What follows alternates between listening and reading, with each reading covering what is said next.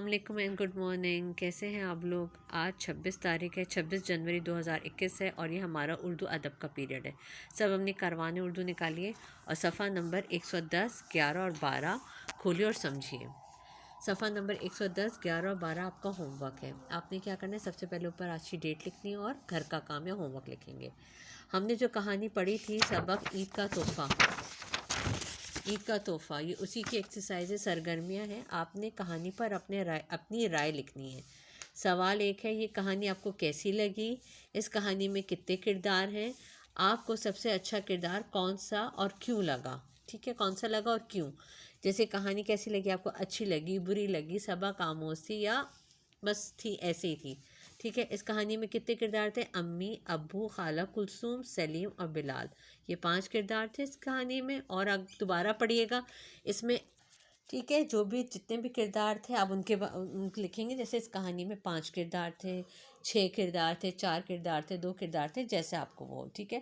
آپ کو اس کہانی میں آپ کو سب سے اچھا کردار کون سا لگا اور کیوں لگا؟ آپ یہ بتائیں گے. آپ نے جو کہانی پڑھی اس میں آپ کو سب سے اچھا کردار کس کا لگا اور کیوں لگا؟ جیسے مجھے اس کہانی میں، اگر کوئی مجھ سے پوچھے، میں یہ کہوں گی جی مجھے اس کہانی میں بلال کا کردار سب سے اچھا لگا. کیوں؟ اس نے اپنی عید کی خوشیوں میں سلیم کو بھی شامل کیا تھا اور اس کو اس سے سچی خوشی حاصل ہوئی تھی. جو آپ کو مناسب لگے آپ وہ کریں گے. ٹھیک ہے. نیچے آ جائیں. سوال نمبر 5 میں نثر نگاری. میری عید پر دیے گئے سوالات کے جوابات لکھیے. عید پر صبح کیسے جاگے؟ عید کے دن کیسے کپڑے پہنے؟ عید کے دن کیا کھایا؟ عید کے دن آپ کے گھر کون کون آیا؟ آپ کس کس کے گھر گئے؟ آپ کو کس کس نے عیدی دی؟ عید کی سب سے خاص بات کیا تھی؟ ٹھیک ہے. یہ انہوں نے سوالات دیے ہیں اور انہوں نے نیچے وہ لکھا ہے، اگر آپ عید نہیں کوئی اور تہوار مناتے ہیں تو اس تہوار کے بارے میں سوالات کے جواب لکھیں. ٹھیک ہے. یہ آپ نے کرنا ہے، یہ آپ کا ہوم ورک ہے. آپ نے اس کے بارے میں لکھنا ہے. ٹھیک ہے. جوابات آپ کیسے لکھیں گے؟ اب دیکھیے، ان جوابات کو ایک پیراگراف میں لکھنا ہے. آپ نے کس کی شکل میں لکھنا ہے؟ ایک پیراگراف کی شکل میں لکھنا ہے. ٹھیک ہے. پیراگراف مین پیسیج. یاد رکھیے پیراگراف 2 انگلیوں کے فاصلے سے شروع ہوگا. 2 انگلیوں کا فاصلہ مین 2 فنگرز چھوڑ کے. ٹھیک ہے. 2 انگلیاں رکھ کے پھر یہاں سے آپ شروع کریں گے. ٹھیک ہے. 2 انگلیاں رکھ کے پھر آپ پیراگراف شروع کریں گے. ٹھیک ہے. پھر آپ کے پاس ہے اس کا ٹاپک ہے میری عید یا میرا تہوار. اگر آپ عید پہ لکھ رہے ہیں تو آپ عید پہ لکھیں گے، اور اگر آپ تہوار پہ لکھ رہے ہیں تو آپ لکھیں گے میرے تہوار پہ. ٹھیک ہے. انہوں نے یہاں پہ آپشن دیا ہے نا آپ کو.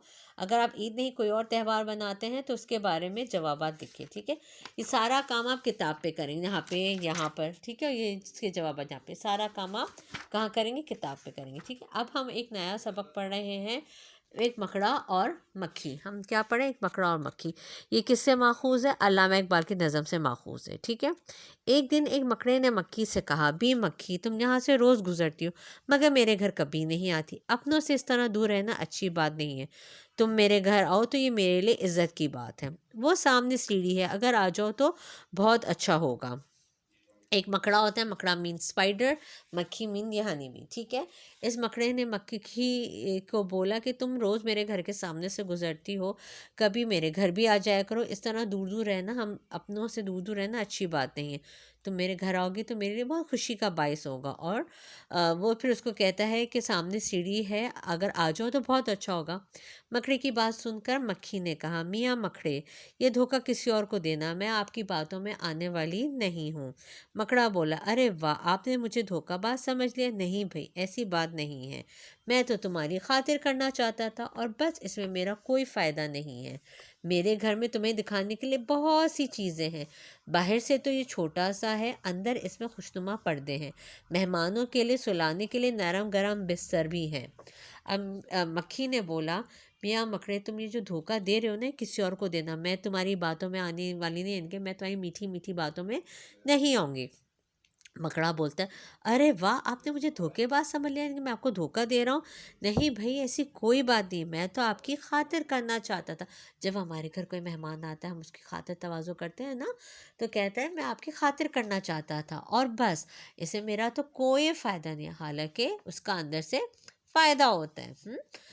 میرے گھر میں تمہیں دکھانے کے لیے بہت سی چیزیں. اب وہ اس کو کہہ رہا ہے، بھائی میرے گھر میں، یعنی کہ اپنے آپ کو بہت شو آف کر رہا ہے کہ بھائی میرے گھر میں تو بہت ساری چیزیں ہیں تمہیں دکھانے کے لیے. باہر سے تو یہ بہت چھوٹا تھا مگر اس کے اندر بہت خوشنما مطلب خوبصورت.